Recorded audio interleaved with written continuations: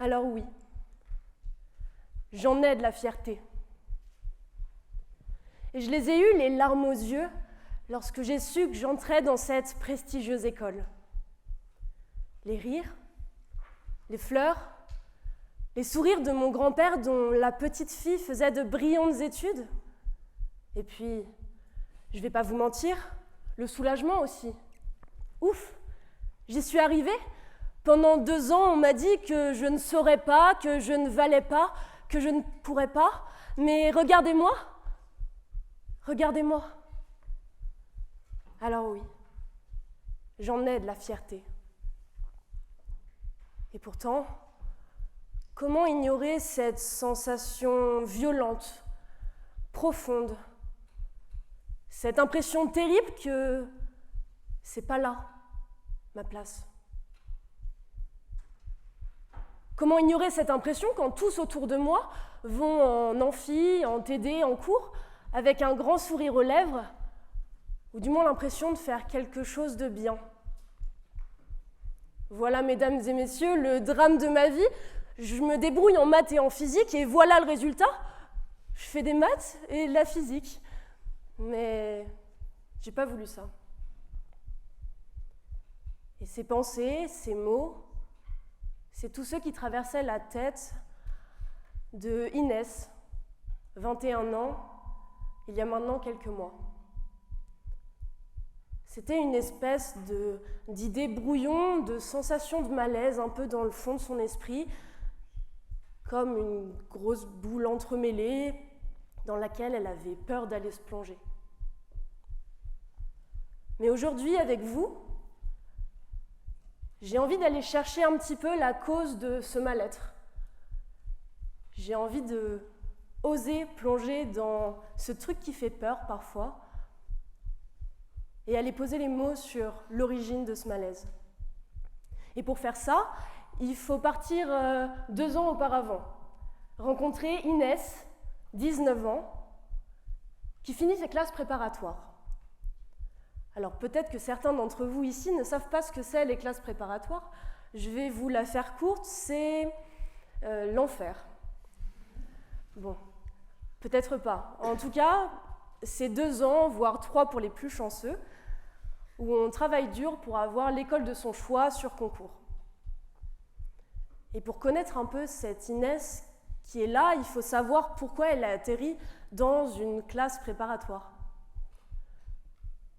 En fait, elle n'est pas venue pour une école en particulier, elle n'avait pas un but en tête.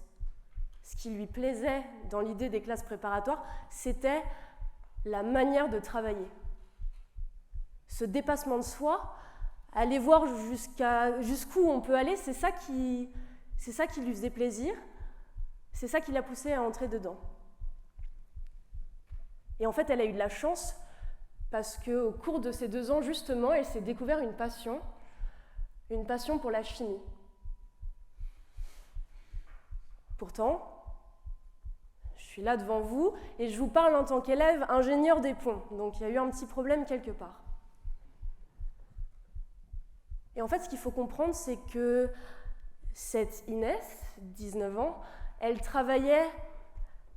était là pour travailler et elle n'avait pas réfléchi à ce qui allait se passer après l'échéance de ses concours.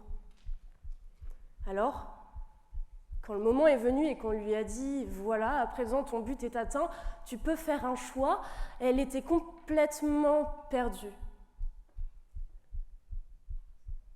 Et ce qu'il faut comprendre aussi, c'est que si on peut avoir l'illusion de travailler pour avoir le choix de son école ensuite, on se rend très vite compte de ce qui se passe réellement dans ces classes préparatoires. En fait, au final, quand on a le mieux, on prend le mieux. Et ça lui est rentré dans la tête et finalement, c'est ce qu'elle a fait à la fin. Elle a fait le choix responsable, le choix sérieux. Elle a eu le mieux, elle a pris le mieux. Et je pense que ce que je vous raconte là, ça peut un peu se rapporter à un dilemme qu'on connaît tous. Choix de cœur, choix de raison. On a tous, je pense, déjà été confrontés à des choix pareils. Mais à ce stade de ma réflexion, j'étais pas satisfaite. si cette espèce de dilemme représentait bien ce qui s'était passé, j'avais pas l'impression d'avoir expliqué les raisons. Pourquoi avoir fait ce choix de raison? Et peut-être que pour certains, faire un choix de raison, c'est quelque chose qui leur suffit pour expliquer les parcours qu'ils ont pris. Mais moi, ça ne me satisfaisait pas. Et j'ai dû continuer cette introspection pour aller chercher les raisons un peu plus profondes encore. Pour faire ça, il faut repartir encore en arrière et aller rencontrer une Inès qui est encore plus jeune. Celle-ci, elle a 17 ans. Et vous la connaissez déjà un petit peu. Elle se débrouille en sciences. Elle aime bien ça, hein.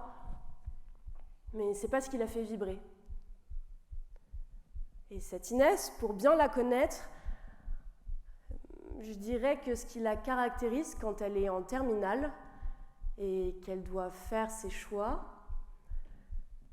ce qui la caractérise, c'est qu'elle se la pète un petit peu. Elle dit à tout le monde, « Moi, je ne serai pas lâche, je ne ferai pas le choix de la facilité, je n'irai pas en prépa scientifique. » Encore une fois, il y a un truc qui s'est mal passé. Bon, alors je pense que vous voulez tous savoir qu'est-ce qui se passe dans sa tête. Si c'est pas ça qui l'a fait vibrer, c'est quoi? Eh bien, Inès, 17 ans, sa passion, c'est les lettres. Elle est complètement fan de littérature.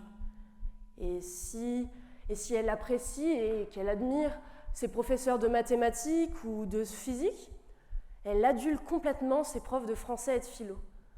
Et les gens qu'elle regarde dans la vie, ce vers quoi elle veut tendre, c'est justement des gens de lettres, c'est ça qu'elle a envie de faire. Et là, je pense que vous devinez tous un petit peu ce qui s'est passé. En général, ce qu'on met dans la tête d'un élève qui est fort en sciences et qui a les moyens d'aller se débrouiller dans ce qui est le plus valorisé, c'est qu'est-ce que tu irais faire en littérature? Tu as la chance d'être fort en maths, la question ne se pose pas. Et en fait, à ce moment-là, cette Inès, elle avait conscience un peu de ce dilemme cœur, raison, comme je vous ai parlé. Mais ce qui l'a vraiment poussée, c'était justement ce regard des adultes autour d'elle. Il fallait être responsable, être logique, faire le choix sérieux. Pourquoi aller se terrer en lettres alors qu'on a un autre avenir devant soi qui paraît un tout petit peu plus brillant ou joyeux? Et donc voilà, elle a fait ce choix-là. Et puis, en fait, je pourrais continuer à vous faire des tableaux encore et remonter dans cette introspection ou dans mon histoire. Mais pour la faire courte, plus je remontais les tableaux de ma vie, et plus je me rendais compte qu'un même schéma revenait, une même idée, sans cesse. L'envie désespérée d'être prise au sérieux. Et par exemple, je vais vous en donner qu'un seul, la liste serait trop longue. On va prendre Inès, 9 ans. Elle est en CE2, si je ne dis pas de bêtises. Elle aime bien l'école, elle aime bien aller en classe, elle adule sa maîtresse comme beaucoup d'élèves qui aiment bien aller en cours. Et elle a la chance de se faire prêter un livre par sa maîtresse, Les Misérables, version pour enfants, je vous rassure. Et depuis ce moment-là, elle a des moments de connivence avec sa prof. Quand on parle de livres ou quand on est en classe de français, elle lui jette des petits regards et elle se sent écoutée. Elle voit que le simple fait qu'elle puisse s'intéresser à des choses de grand, ça lui donne un cachet que les autres élèves n'ont pas et elle devient complètement accro à ça. Et en fait, si aujourd'hui, c'est ces sensations qui, pour moi, expliquent certains choix que j'ai pu faire, j'ai mis beaucoup de temps à me rendre compte que c'était peut-être de là que venait le problème. Parce qu'en réalité, ces sensations, elles étaient surtout positives. C'était la fierté de rendre ses parents... Non, le bonheur de rendre ses parents fiers, plutôt. Ce contact qu'elle avait avec ses professeurs, cette envie d'aller à l'école, et cette positivité constante. comment ça aurait pu être la source d'un problème plus tard? Mais voilà, aujourd'hui, après avoir voulu justement aller mettre les mots sur le malaise que moi, aujourd'hui, j'ai pu ressentir, je me suis demandé pourquoi c'était que maintenant, en fait, que je pouvais m'en rendre compte et que je voulais me détacher de cette idée de sérieux qui a trop longtemps gouverné mes choix. Et en fait, j'ai compris. Je suis là. Je les ai cochées, toutes les cases de légitimité, j'ai coché toutes les cases de choses qu'il fallait faire dans sa vie. Et je me sens enfin légitime. Ici, à l'école des ponts, je me sens enfin légitime de dire « Bah non, enfin, j'ai pas envie d'être ici. » Et c'est bête, mais moi, ça m'a pris tout ça. Ça m'a pris tout ça pour enfin me laisser choisir sans être trop soumise au regard des autres, à l'envie de faire quelque chose qui va m'apporter peut-être de l'écoute ou du respect.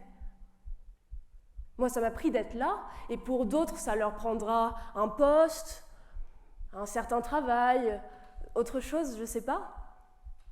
Certains n'auront jamais besoin d'avoir cette prise de conscience. Mais si aujourd'hui je suis là devant vous, c'est un peu pour vous questionner là-dessus. Ça m'a pris d'être ici, mais vous, ça vous prendra quoi? Et si aujourd'hui je pouvais parler justement à toutes ces Inès qui ont fait des choix si importants et pour des raisons qui ne sont pas les miennes, si je pouvais leur parler, je leur dirais: c'est vous qui avez le sérieux de votre vie entre vos mains. Et vos choix, vous devez les placer là et vous écouter. Et si j'ai dû me réapproprier cette notion de sérieux pour mettre en lumière un malaise que je pouvais avoir dans ma vie, peut-être que pour d'autres, ce sera, je ne sais pas, l'envie d'être le meilleur, l'envie de rendre fier, des choses qui peuvent s'en rapprocher. Pour moi, ça a été le sérieux. Mais pour vous, ce sera quoi ?